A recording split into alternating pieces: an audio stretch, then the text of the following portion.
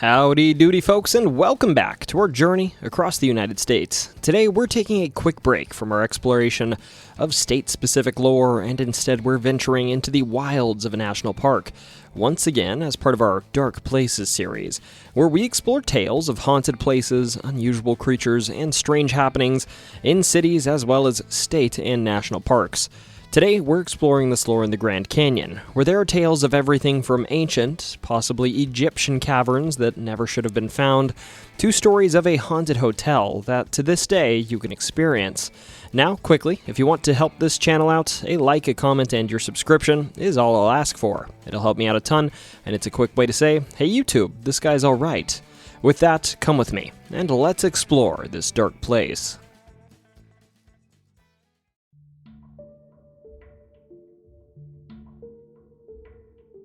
In the April 5th, 1909 issue of the Arizona Gazette, readers didn't open their paper to politics, business, or the usual turn-of-the-century chatter.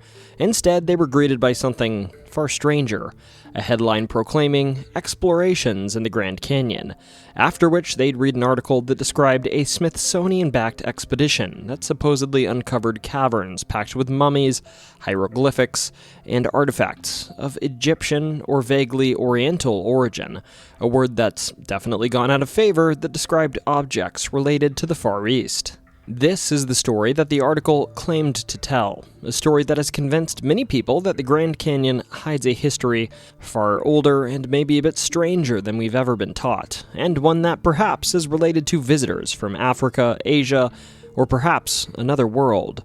The tale starts, oddly enough, with President Theodore Roosevelt. Roosevelt, as you may know, had a very deep conservation ethic, and in the early 1900s, because of this, he moved to protect the Grand Canyon from the mining and logging interests that were eager to carve it up for copper, timber, and whatever else they could haul out. Fearing irreversible damage to one of America's greatest natural wonders, Roosevelt used the Antiquities Act of 1906 to proclaim over 800,000 acres as the Grand Canyon National Monument on January 11th of 1908, locking the entire region behind federal protection and laying the groundwork for a future national park. And with this backdrop enters a man named G.E. Kincaid. According to the Arizona Gazette, Kincaid worried that Roosevelt's proclamation would shut off the canyon from the in-depth exploration he'd always dreamed of, and perhaps shut off his last chance to hunt for a little bit of gold, silver, or copper in the process. So before the gates metaphorically closed, he launched a lone expedition down the Colorado River, aiming to travel and survey the Grand Canyon. Along this journey, about 40 miles upriver from El Tovar Crystal Canyon, roughly east of Point Imperial, Kincaid spotted something odd, a dark stain on a sediment wall nearly 2,000 feet above the river. Thinking it might be a mineral deposit worth checking out, he tied off his boat and he began the brutal climb up. Now, this climb would have taken hours, maybe even a whole afternoon for Kincaid to make it up this peak. But once he got there, instead of finding raw ore, Kincaid found something stranger. Hundreds of sandstone steps carved directly into the rock. Now, these steps actually led away from the mineral deposit he cited, but they were unique and strange enough that he followed them instead, thinking who, in 1908, could have carved this staircase in the middle of nowhere. Now, following these steps, Kincaid reached what looked like a man-made cavern entrance. Expecting perhaps an old mine, he stepped inside and turned on his battery-powered torch, and immediately he noticed markings on the walls. Not tool markings, writing, hieroglyphics, he said, Egyptian-looking symbols, but as we'd learn later, these were definitely not Egyptian. The tunnel ran far deeper than he expected, too. He later described it in the following way. I quote, "The main passageway is about 12 feet wide, narrowing to 9 feet towards the further end. About 57 feet from the entrance, the first side passages branch off to the right and left, along which, on both sides, are a number of rooms, some 30 to 40 feet square. These are entered by oval-shaped doors that are ventilated by round air spaces, and the walls are about 3 feet 6 inches thick. The passages were precisely cut too, their ceilings angled inward. Near the entrance, the side passages ran sharply off the main hall, but deeper in, they bent gradually to right angles. Kincaid was convinced this wasn't a small site, but rather he thought tens of thousands of people could have lived here. Deeper inside, he found granaries filled with pottery and seeds, a dining hall, a metalworking room containing copper tools, apparently hardened, even though copper hardening wasn't known among the local tribes. Whoever these people were, they smelted ore, though Kincaid saw no signs of where the copper had come from or how it had been processed. And then he found the crypt, rows upon rows of mummies. Kincaid claimed he gathered artifacts and sent word and samples to the Smithsonian, asking for a full-scale investigation. And according to the Gazette, the Smithsonian agreed, dispatching Professor S.A. Jordan and about 40 researchers to explore what appeared to be an underground city. Together, the team supposedly discovered that the tunnels were perfectly symmetrical, all leading to a central chamber. Inside stood a statue Kincaid likened to Buddha, a figure seated cross-legged holding a lotus or lily in each hand. He believed it resembled the spiritual imagery of the ancient people of Tibet, in his words. Around the chamber walls, mummies rested in individual niches, each accompanied by copper cups and fragments of swords. Higher up the walls, the urn craftsmanship improved from the bottom, and further, from what he could tell, all that were buried here were men, something Kincaid took to mean this chamber might have been reserved for warriors. Everything, walls, artifacts, pottery, was covered, of course, in hieroglyphics, but these symbols didn't match Egyptian writing exactly. Further, the Buddha-like statue didn't make any sense in this context either, and the metalworking was too advanced for the known history of the region. The team couldn't draw firm conclusions, but their speculation leaned towards one idea: that this had been a foreign civilization that reached the Grand Canyon from elsewhere. Maybe Egyptians, maybe Asians, maybe something else. Now, despite this fascinating find, the story tells that the Smithsonian denied their request for a follow-up excavation.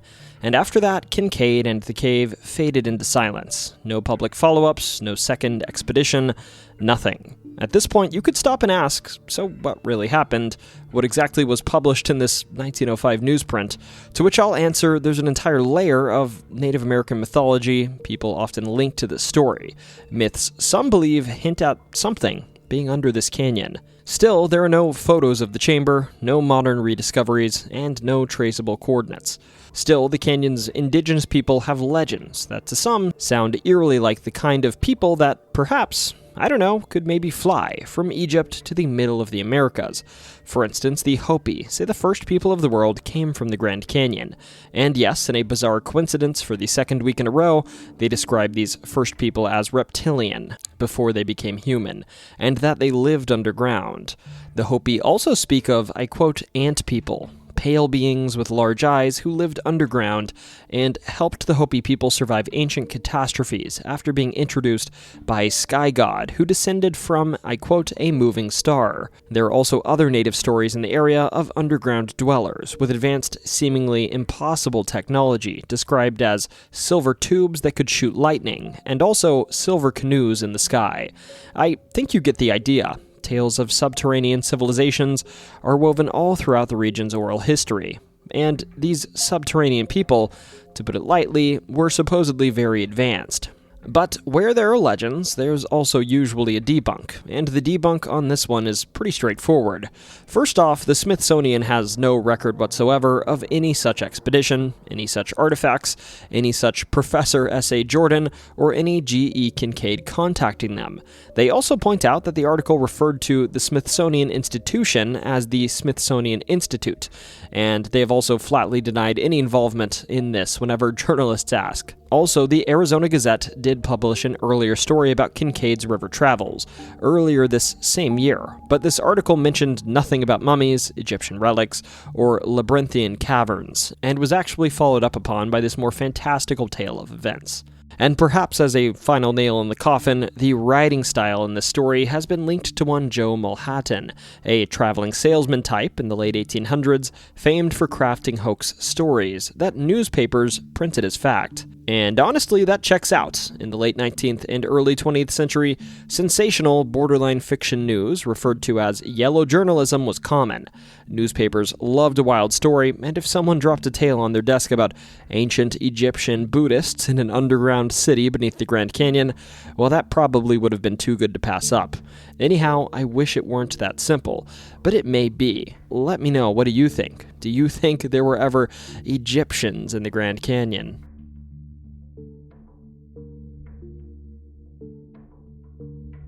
Further, it's not just rumors about Egyptian artifacts and unexplained disappearances that supposedly haunt the Grand Canyon, it's ghosts too. Remember, this is a Dark Places video after all, and while the Grand Canyon National Park is famous for quite a few spirits, the one I saw the most mentioned, and perhaps the most troubling spirit, is the so-called Wailing Woman, a sort of La Llorona-like figure that has haunted the canyon's north rim for over a century. Now, in this iteration, the story goes that a man and his son went for a hike on the Transept Trail near the Grand Canyon Lodge about a century ago, around the 1920s. But on this hike, the weather would turn, and in their struggle to stay planted, they'd lose their footing, both falling hundreds of feet into the canyon below. Of course, when the wife of this man and the mother of the child heard what happened, she'd somehow, in her saddened and perhaps crazed state, become convinced that down there in the canyon, they might have survived, and thus, she, in life, would visit the Transept Trail herself, walking and peering over the canyon's edge, looking day and night for her husband and son, and calling out for them. Of course, after days turned to weeks, she realized the inevitable, that they hadn't survived their fall, and she decided to join them in the afterlife. Some versions say that she left this world in the Grand Canyon Lodge. Others say that she also leapt from one of the Transept Trail's steep ledges to join them down below. As you might expect, the legend goes that, despite leaving this plane of reality, she's more present on the Transept Trail in modern day than she ever was in life. See, on stormy nights in particular, many say that if you hike around the Transept Trail between the Grand Canyon Lodge and the North Rim Campground, if you hush yourself and you listen closely, you might hear crying and weeping, and maybe, if you're lucky, even see the glowing apparition of a woman in white dressed with a scarf around her head, peering over the trail into the canyon below. Further, I should note, as far as reports go, it isn't just your Uncle Philip who loves sipping from a flask on hikes, or my old college buddy Bruce seeing these things. Nope, locals who have a reputation to uphold see strange things along the Transept Trail too. And I've read a report that back in the 80s, a named North Rim Ranger one evening heard the sounds of sobbing one evening, and actually thought it was just an injured guest, searching with haste for this guest, only to find the screams were coming from near the edge of the Transept Trail, and sort of vanished as he got closer. He, of course, told himself that it was simply a mountain lion, but in the back of his head, he admitted he always wondered if that was really the case. And the saddest part about this legend, to me, it's not the loss or the woman's perpetual sorrow. Rather, it's the fact that hundreds of people really have passed away in the Grand Canyon National Park, just like the son and father did in this story, by slipping and finding themselves jettisoned off of these steep ledges. So if you visit the Grand Canyon National Park, do T Storytime a favor and stay away from that cliff.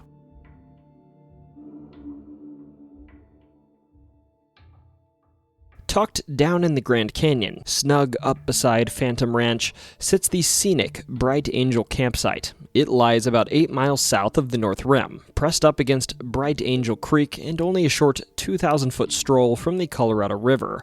Today, it's one of the most heavily trafficked campsites in all of the Grand Canyon National Park. And after checking the booking calendar while researching for this script, I learned that I'd have needed to make reservations months in advance to even hope for a night there.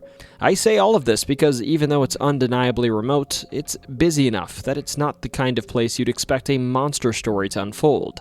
But this is one of the most popular trails and campgrounds in the entire park, and it's been busy ever since mules used it to reach mining claims back in the 1890s. Yet, it was here on Thursday, February 19th of 1998 that a camper found himself spending an unusually quiet evening. See, earlier this day, around 11:30 a.m., a man would park his Honda at the South Rim trailhead and begin the long descent, 9 to 10 miles, roughly a 4 to 5 hour hike, finally reaching the campsite around 4:15 p.m. Normally, in his experience, the place would be packed, and heck, maybe it even was fully booked on paper. But as he arrived, late, and just a couple of hours before sunset, he realized that he was likely going to be the only one here, because there wasn't a single other tent set up on site. And, to be clear, there was a good reason for that. The cold was brutal this day, unusually brutal. On February 19th this year, lows dipped below 0 degrees Fahrenheit, around negative 17 Celsius, and highs barely scraped 13 Fahrenheit, or about negative 10 Celsius. And judging by the frozen layer on top of the creek, every other would-be camper had reached the same conclusion, saying, "To heck with this," and bailing on the whole camping thing. This man, however, had stayed here before, and he always loved this place. On normal nights, as he drifted to sleep, he'd hear the soothing trickle of the bright Angel Creek just a few dozen feet away. But tonight, nothing. There was no soft trickle of water, only the stillness of a thin layer of ice on top of it. In its place, he noticed something else, an unnatural, eerie quiet. There wasn't any rustling wildlife, no footsteps from other hikers, nothing.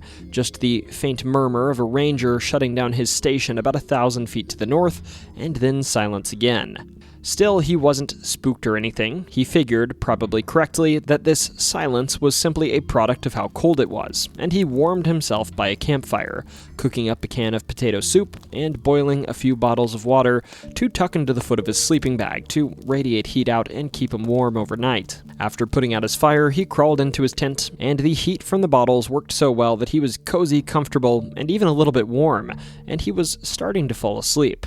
Well, almost, because just as he was drifting off, he heard it, a sharp crack of ice giving way in the creek. Now he didn't bolt upright, but he did snap awake. It was probably just a ringtail, he thought, or maybe a mule deer, maybe even a bighorn sheep. He almost wanted to peek out and look, but exhaustion went out, and besides, through the broken ice, he could now hear the stream running again, faintly familiar and comforting. He began to drift off once more, until the next sound started. This sound was soft, and at first he thought it was the grunting of a mule deer, but in his words, it became just loud enough to be unmistakable, and he claimed it was something he referred to in his write-up as samurai chatter. And by this, I couldn't exactly tell, he didn't describe it, but I think he meant it reminded him of some vocalizations of supposed Sasquatch recorded in the Sierra Nevada mountains in the 1970s, the so-called Bigfoot recordings captured by journalist Al Berry.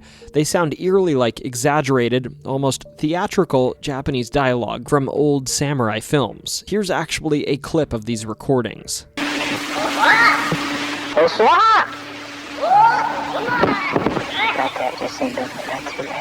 And according to him, this is what he heard, only much quieter than in the clip I shared. After a few seconds, he realized the tones were slightly different from one another too, and he became convinced he was hearing two creatures quietly communicating, two Mogollon monsters, as he put it. Thus, he didn't unzip the tent, he didn't look outside, he didn't even peek. He just laid there, equal parts terrified and mesmerized, listening to what he would describe as the most amazing and simultaneously horrifying moment of his life. Eventually, though, the chatter drifted away, and being about 40 feet from the creek, he couldn't hear any footsteps, just the return of that overwhelming silence.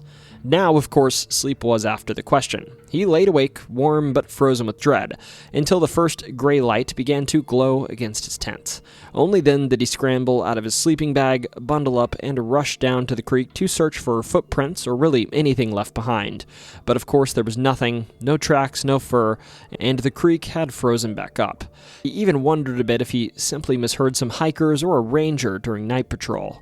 That thought actually comforted him a bit, until he heard footsteps behind him again, and he turned this morning and actually saw a ranger. They exchanged greetings, the usual morning chatter, and then the ranger asked, "So, how'd you sleep?" And the camper admitted, poorly. And with a smirk, the ranger patted him twice on the shoulder, looked him dead in the eye, and according to him said, "What's the matter? Did you have a visitor last night?" And then he chuckled a bit and simply told him to enjoy the rest of his day before walking off. The camper never mentioned a thing to him, never hinted that anything strange happened, and yet that one casual comment was enough to make him wonder whether that ranger knew something about someone or something that liked to wander into the canyon on cold winter nights. So, if you can't tell, this story is describing a run-in with a creature referred to locally as the Mogollon Monster, a local variant of Bigfoot. This creature's first mention comes from a 1903 article when a man named I.W. Stevens mentioned to the Arizona Republic, which is related to the Arizona Gazette we talked about earlier, that he came across something akin to a Bigfoot about 70 miles south of the Grand Canyon, at an area known as the Mogollon Rim, describing it as the wild man of the rocks, and that it had long matted hair on its head, as well as a beard that grew to its knees, and a gray, hairy body.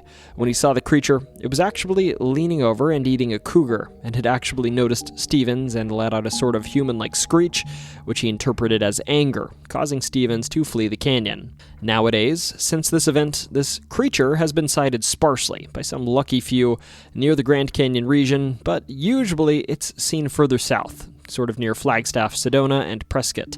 That said, while this creature is observed active now and again, the most often reported run-in with the beast is at night, while campers camp, hearing it go through their food, belongings, and drinking water from nearby creeks and rivers.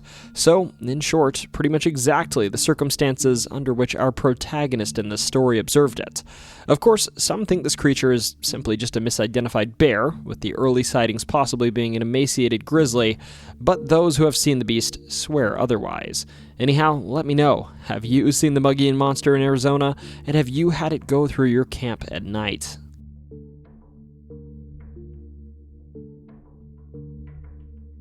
In February of 1927, Glen Hyde met a beautiful woman named Bessie Louise Hattie Helmick, while both were traveling by boat from San Francisco to Los Angeles. Glen was charming and adventurous. Bessie, originally from West Virginia, had attended art school in San Francisco, with support from her parents. She had recently fled an abusive husband, to whom she'd been married for only 2 months, but he refused to grant her a divorce. Despite still being married, though admittedly precariously, she fell for Glen during that brief voyage, and the two quickly decided they wanted to marry. Now, to make that possible, given her husband wouldn't grant her a divorce, after some arguments, they moved to Nevada, where the divorce laws were famously lenient. Back then, in most states, divorce required proving fault, adultery, cruelty, abandonment, or something else. Nevada, however, lets you file if you simply lived there for 6 months. This made Reno the divorce capital of the world at the time, and Bessie would join in those ranks. Once free, she then married Glen on April 10th of 1928. That summer, the newlyweds lived in Idaho and immediately began planning their honeymoon. Glen had become fascinated by recent river expeditions. He was actually dreaming of traversing the Grand Canyon and possibly even setting a speed record and making Bessie the first woman to run the canyon. Meanwhile, I basically snorkeled for 5 days straight on my honeymoon and played Cyberpunk while my wife napped. Less epic, but also pretty great. But in 1928, this honeymoon they were planning wasn't a casual vacation. At the time, only 45 people had ever even completed the river journey, and no woman had ever done it. Glen, though, he wasn't naive. At the age of 20, he had spent 6 months canoeing, hunting, and fishing in British Columbia. And then, in Moscow, Idaho, he met famous boatman Harry Galecki, who sailed a sweep scow called the Sweet Scow. Glen never forgot the stories he told, so much that he built his own sweep scow after finishing school and actually sailed it down the Salmon River, eventually reaching the Pacific by way of the Snake and Columbia rivers. And by 1928, he was an expert river sailor. And in anticipation of his journey with his wife Bessie, he built a new scow for just about $50 and named it Rain in the Face. He wanted to go down in history, and Bessie also planned to write a book about their adventure, an early 1900s influencer sort of move, using the trip and the status as the first woman to raft the Grand Canyon to boost a writing and poetry career. On October 20th of 1928, right after the harvest at Glen's family farm, the couple would push off from the Green River in Utah, bound for California. Their scow was packed with food, water, clothing, tools, and a gun. What they didn't bring, despite Bessie's begging, were life jackets, because of course real men don't need flotation devices, because real men are ducks. Everyone knows that. Regardless, the journey went well at first. They navigated Labyrinth Canyon, merged onto the Colorado and Stillwater Canyon, and followed the river through what is now Glen Canyon. By the time they reached the North Rim, they were actually ahead of schedule, having already covered hundreds of miles. At this point, they'd briefly stopped at Bright Angel Creek, climbed the Kaibab Trail, and met legendary boatmen and photographers Emery and Ellsworth Kolb, who had recently filmed the first ever moving picture account of a 1,000-mile Colorado River journey. Emery actually showed the couple around the rim and talked them through the challenges ahead. He also offered Glen a life jacket, but Glen, still very committed to being a proper duck, refused. Emery said that Bessie actually seemed shaken, even wanting to quit the trip if he didn't accept these life jackets, but Glen persuaded her to continue. On their way back to the river, they also encountered one Adolf Sutro, grandson of the former San Francisco mayor.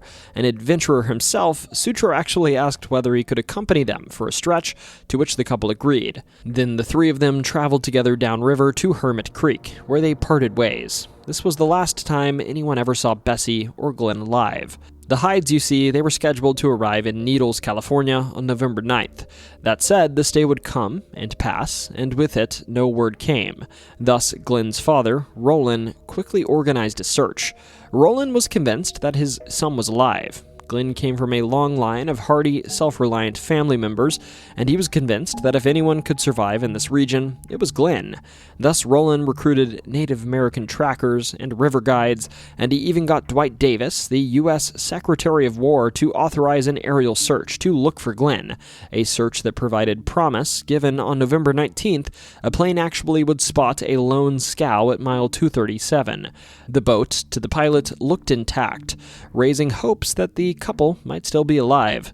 Roland after this would meet up with the Kolb brothers to retrieve the boat and search for evidence, and the Kolb brothers would set off to retrieve this boat. First, they hiked to a wrecked boat about 12 miles upstream at Diamond Creek, about mile 225, and they salvaged and repaired this boat over 3 days, and then on Christmas morning they actually floated downstream to the Hyde's scow. The boat at this point was upright and in good shape, and it was simply snagged underwater. Inside they found everything: food, water, clothing, money, and even the gun, as well as Bessie's journal. The only thing missing was the couple themselves. Whatever happened, because everything was left behind, everyone assumed the couple had not left the boat voluntarily. Rather, they had been thrown or knocked overboard, or possibly even forced off by somebody. Now, regarding the thrown off part, this wasn't impossible at all. Heck, Bessie's journal actually mentioned that Glen was tossed into the river earlier while passing through Marble Canyon, an incident that deeply frightened her and which had fueled her insistence on life jackets when they met with the Kolb brothers. Speaking of which, Emery and Ellsworth, after doing some inspecting, would cut the scow free and rowed it downstream, discovering it handled dangerously and was extremely unstable in their words. That said, Emery was later criticized by investigators for releasing the boat instead of preserving it as evidence. Regardless, with no sign of Glen or Bessie, Roland returned home without his son after the boat was found. Now, regarding the little evidence we do have, Bessie's diary showed they had reached mile 231 and camped at mile 226 near Diamond Creek. Nothing really groundbreaking, but it did show that they survived a while after dropping off Adolf Sutro. Thus, for a while, the prevailing theory was that Bessie's abusive ex-husband actually tracked them down. But not only would this have been difficult for him to do, given, he wasn't a sailor or hiker or anything, this was refuted by his airtight alibi. A more likely culprit was put forward by historian Otis Marston, who noted that at mile 232, heavy rapids with submerged rocks could have easily thrown the couple from the boat without overturning it. For decades, this seemed like the most likely explanation, but then came 1971. See, by the 70s, commercial rafting in the Grand Canyon had become common, and the Hyde mystery had become well-known Grand Canyon lore, and with this backdrop, something strange would supposedly happen. Now, I should note, this story may in its own right be folklore, but according to some testimony from commercial rafting guides and through some river history groups, you can find mention that an elderly woman named Elizabeth Cutler would share a strange story, claiming to a group of rafters that decades earlier, while on her honeymoon rafting the canyon, her husband became abusive. So she did what you do. She stabbed him and dumped his body, and then hiked out of the canyon, and changed her name and started a new life. So, in short, to these people, she claimed she was Bessie Hyde. Of course, this woman, who many believe may not have even been named Elizabeth Cutler, would deny everything when approached by the media. So the general consensus I've seen is that this woman was probably mentally ill, or just telling them a sort of perverse campfire story. There was more intrigue to this story to come, though. See, 5 years later, when Emery Cold passed away, workers cleaning his boathouse discovered a human skeleton with a bullet hole in the skull. The remains were of a man in his late 20s, and about Glen's height. Thus, for about 30 years, people assumed the mystery had been solved, and the skull was that of Glen Hyde. That is, until a 2008 forensic analysis proved the bones were not his. Of course, at this point, suddenly everyone remembered, oh, right, Emery used to be a county coroner, meaning the bones probably came from a case he'd handled. Yes, it's odd to keep these bones, but not evidence of murder.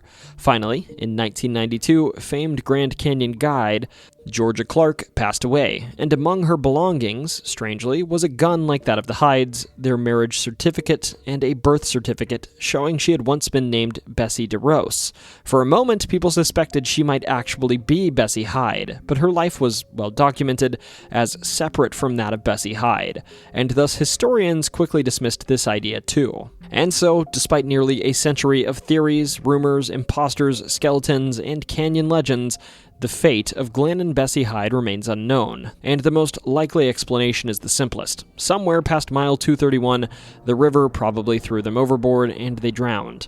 But speculation continues, and probably always will. Anyhow, let me know. What do you think happened to this now notorious couple?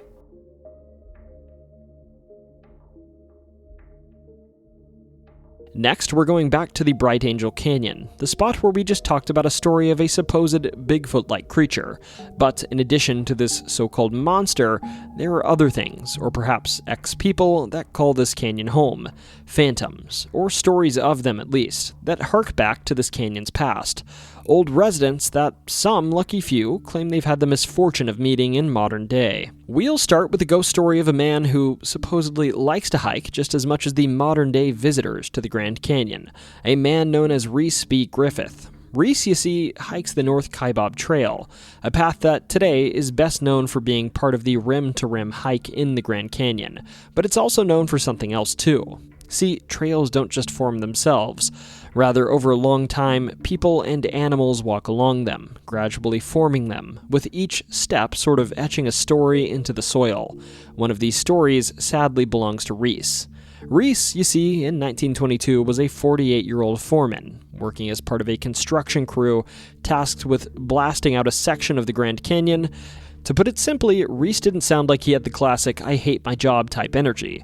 Rather, he loved it here, even remarking to his colleagues that the Grand Canyon was one of his favorite places in the world, and that he wished upon his death, whenever that may come, that he'd like to be buried in the canyon. Sadly, his statement seemed prophetic of what was to come. One day, while he worked on a building in the southern part of the trail, he or his team would manage to force a boulder loose, which began rolling down into the canyon and ultimately crushed poor Reese on its way to the canyon's base. Like many injuries of this sort, poor Reese would initially survive, but not long after, in camp, he'd succumb to his injuries, passing away. I suppose it was a good thing he made his wishes known to colleagues too, as they'd honor them, and he'd ultimately be buried just 500 feet west of the modern Black Bridge on the north side of the Colorado River, his grave being marked to this day by a pile of rocks with a cross sticking out of it along the trail. That said, despite passing away, his team would keep working, but in their own words, they'd soon see something peculiar. See, from my reading, I'm pretty sure this team made camp in the Grand Canyon, inside of the Bright Angel Canyon we just talked about to the north, just a bit south of the modern-day Phantom Ranch. And one night, while sitting beside a fire, cooking dinner and getting ready for bed, these construction workers would hear the soft pitter-patter of footsteps, and then they'd see a faint glow in the distance, sort of like that of a lantern, and they'd look up, only to observe that they were slowly being approached by a man who looked an awful lot like their old foreman. Now, neither they nor the man would say a word, and he'd slowly pass them by, staring off into the distance as if he were trying to avoid speaking to them. To this day, too, this phenomenon persists. Hikers on this trail claim that they see soft glowing lights near Reese's grave, and that this light is sometimes followed by observing a middle-aged man walking by them on the trail, staring off silently and never responding or looking their way. Usually, they say he's walking north, towards the modern-day Phantom Ranch, though sometimes he walks by that landmark as well, being observed by campers staying there. Funny as it is, though, the aptly named Phantom Ranch may have a bit of competition over who's the leading haunt, as this ranch has a supposed ghost that predates Reese, and has his own unique haunting that he plagues modern individuals with. Now, as for a bit of history, the Grand Canyon's Phantom Ranch dates back to long before its modern cabins existed. The site was originally used by indigenous people, most notably the ancestral Pueblo, who left behind small artifacts and evidence of seasonal habitation. Then, in the late 1800s, it became known to Euro-American settlers as Rust's Camp, named for prospector David Rust, who ran a small tourist camp and guided travelers down his cable tramway system. In 1922, the National Park Service commissioned architect Mary Coulter to redesign the rustic camp into a permanent lodge, and she named it Phantom Ranch, drawing on the mystique of the Phantom Creek nearby. That said, some say that the Phantom Ranch is named for something else, after a man named John Shane. Now, John's story is a little bit less dramatic than Reese's, but the thread is roughly the same. John was a prospector here, and they say that years before the ranch opened, he was just doing his prospecting work, right here inside of Bright Angel Canyon.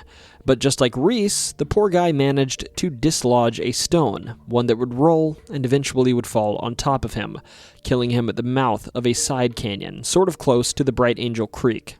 Now, we don't really know how John's final moments played out in reality. From my reading, nobody was with him, and rather he was found passed away after the fact. That said, if you believe modern individuals, we may have more insight than you'd think. Sometimes, you see, it's said that campers will report that as they camp here at night, they will hear the sounds of a distant rumbling, followed by the faint whimpers of a man pleading for help, coming from somewhere in Bright Angel Canyon. It seems to me, at least, that poor John may very well be reenacting his final moments and giving modern visitors a bit more insight than they'd like into how exactly it is that John passed away. Thus, some say that he is the phantom that Phantom Ranch is named after.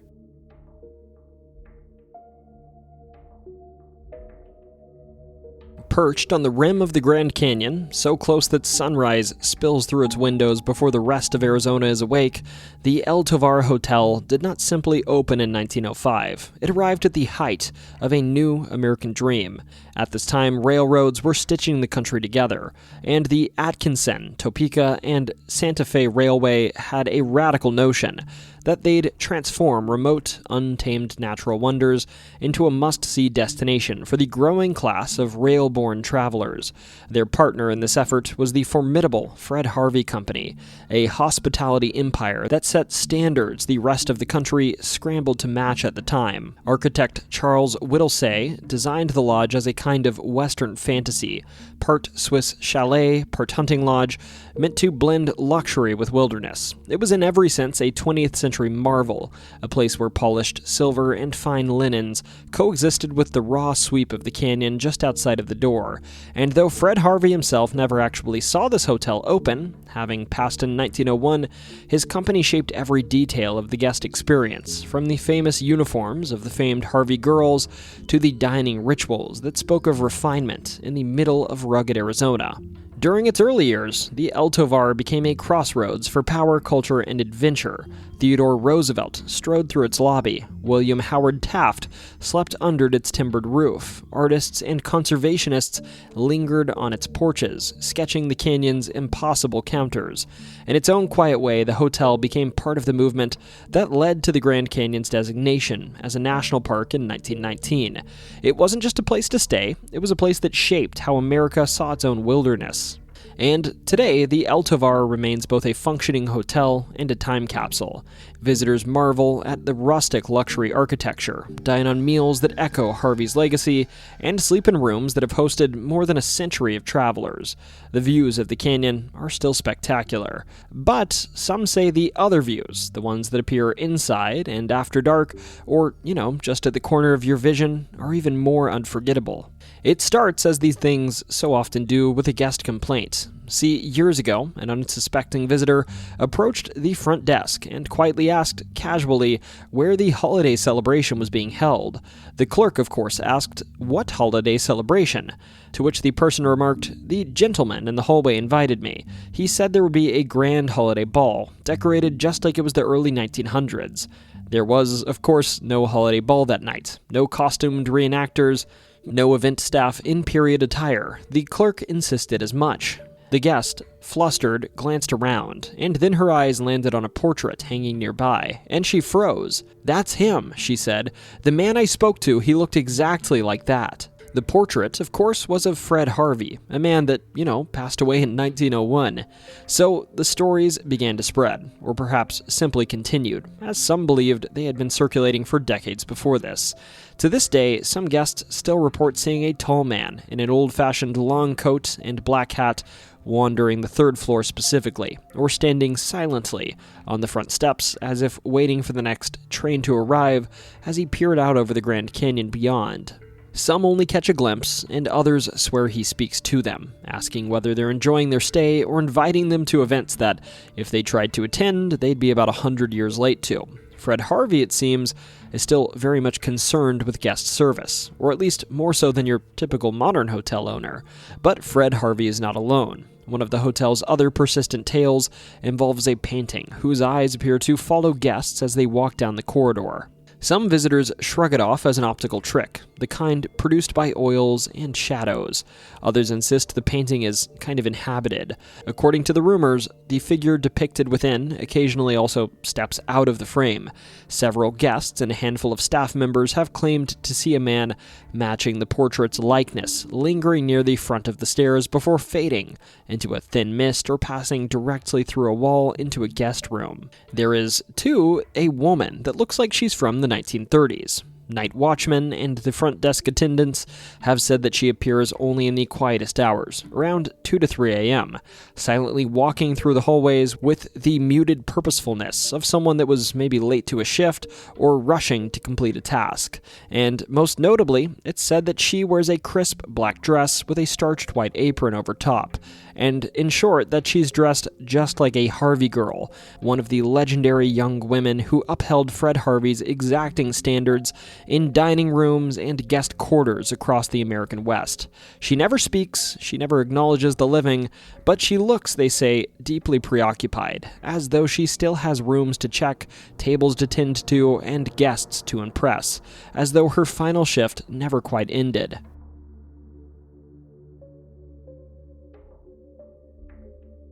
Just a short walk along the south rim, on the very trail leading towards the El Tovar Hotel, sits a structure that looks as though it has stood for centuries, the Hopi House.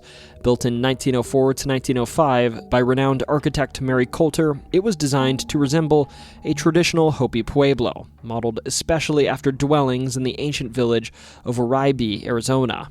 Coulter was known for her painstaking authenticity, and here she crafted more than a building. She created a cultural bridge of sorts.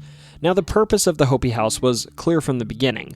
It was a place where Hopi artisans could showcase and sell their pottery, weaving, katsina dolls, and other traditional works, in an era when Native American arts were often misinterpreted or commercialized. Coulter intended this building to honor the real architecture and artistry of the Hopi people, and more than a century later, it still serves as a hybrid of gift shop, gallery, and living museum, drawing travelers with its warm adobe glow and deep connection to the heritage of the South Rim. Now, to understand the whispers that surround this place, it helps to know the people it's named for. The Hopi are among the oldest continuous cultures in North America, descendants of the ancient Pueblo people, known for intricate agriculture, adapted to unforgiving desert conditions. Their traditions tell of emerging into this world through a small opening in the Grand Canyon, ascending from earlier worlds into this one, and the canyon itself is sacred too, inhabited, according to Hopi belief, by deities and ancestral spirits, including Masaw, the guardian of death and keeper of earth. So perhaps it's no surprise that stories of spirits cling to the Hopi house, even if it isn't necessarily authentic. To start, let's talk about the supposed brown boys they say that inhabit this home. See, unlike the dignified, history-laden ghosts said to roam the El Tovar, the spirits at the Hopi house have a more mischievous reputation, known simply as the brown boys, which I don't know if that's inappropriate, but that is what they're called. These two figures are rumored to dart through rooms, rustle behind thick adobe walls, and startle guests with sudden bursts of cold air. No one knows exactly who they are. They're certainly not ancient Hopi ancestors, given the building is far too young for that, but their presence feels tied to the land, the stories, and the people who have passed through. Now, some do say these boys were Hopi youth who lived or perhaps worked nearby. Others believe they may have been travelers that were drawn to the canyon's edge, just as so many still are, now lingering long after their earthly journeys ended. And as for activity, the pranks of these two poltergeists are well known. Electrical appliances flicker on and off without cause, dolls and small crafts shift places or are tossed lightly across the room when nobody's watching, and sometimes, too, employees closing for the night have reported sounds of scampering footsteps, and several visitors claim to have seen two small figures darting from one room to another, always just out of reach and always silent. Now, there are no dramatic tales attached to these spirits, no tragic endings or grand hauntings. Instead, these so-called brown boys seem to bring a restless, almost playful energy to the hushed interior of the Hopi house, a reminder that not all ghosts are bound by sorrow.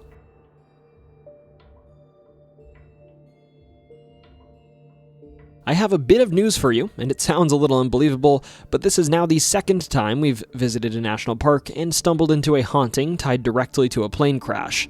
And as you might expect, both of these crashes have been etched into aviation history. See, just beyond the postcard-perfect vistas and sunlit cliffs of the Grand Canyon lies a remote, forbidden corner of the landscape known as Crash Canyon. The name isn't poetic. It's literal. It's a scar in the earth left by one of the worst air disasters in American history.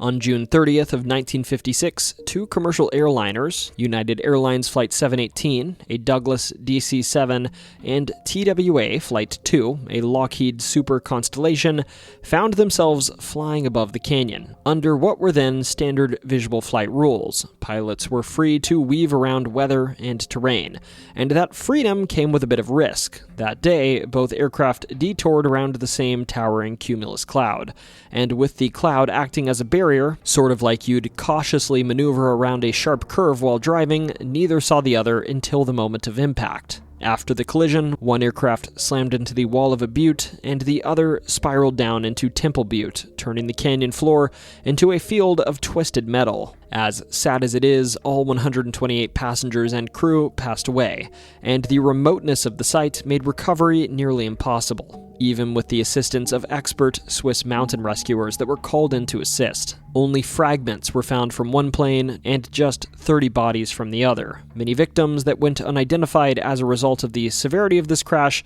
rest today in graves in Flagstaff and along the south rim of the canyon. Of course, in the aftermath of this crash, the nation was horrified. The tragedy exposed the chaos of mid-century air traffic control, and within 2 years, as a direct result of this crash, the federal government actually established the FAA, or Federal Aviation Administration, to overhaul flight safety. In short, as crazy as it is, modern aviation kind of exists in large part because of what happened at Crash Canyon. But even though this is interesting, the story does not end here. today, while most of the crash wreckage and remnants were removed, a number of pieces of wreckage are known to remain at the crash site. And from what I can tell, this area is closed to the public, even though it's only accessible to hikers anyways, partly for safety, partly out of respect. Yet hikers, rangers, and the occasional trespasser have returned with stories that are hard to explain. Some describe seeing a figure, though descriptions of this figure vary, and this figure is in outdated mid-1950s clothing, wandering the canyon rims, moving with confused, perhaps searching steps. These aren't the typical ghost stories of transparent phantoms and glowing shapes. Rather, witnesses describe them as looking almost solid, and appearing as men and women who vanish only when approached. Others report seeing lights, soft hovering orbs drifting above the crash location, glowing in the darkness where no artificial light should exist. They flicker in the ravines, pulse along the canyon walls, and of course disappear, as if they're swallowed by the night. The most unsettling accounts, though, involve faint voices carried on the wind, distant calls that are indistinguishable from human speech until they dissolve into the sounds of the canyon itself. Rangers, of course, chalk it up to acoustics, but visitors, they're not always so sure. So, if you ever find yourself hiking near this isolated stretch of the canyon, listen closely.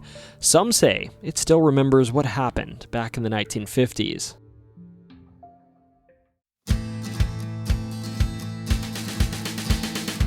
Folks, thank you so much for joining me on this journey through the Grand Canyon. Remember, if you want to see more like this, national park stories or just stories about your state, a like, your subscription, and a comment telling me what you want me to cover helps out this channel a ton. It won't sign you up for emails or anything, it just recommends me to you when you turn on YouTube, and it helps YouTube know to show more people this channel, which ends up helping me out. Otherwise, as for what's next, I've heard folks loud and clear, and I think the state of Illinois deserves a quick look. Further, I think we need a little bit of holiday folklore on this channel, so depending on how slammed I am with work, expect 1 or 2 holiday-themed videos in addition to our typical trek across the USA this month.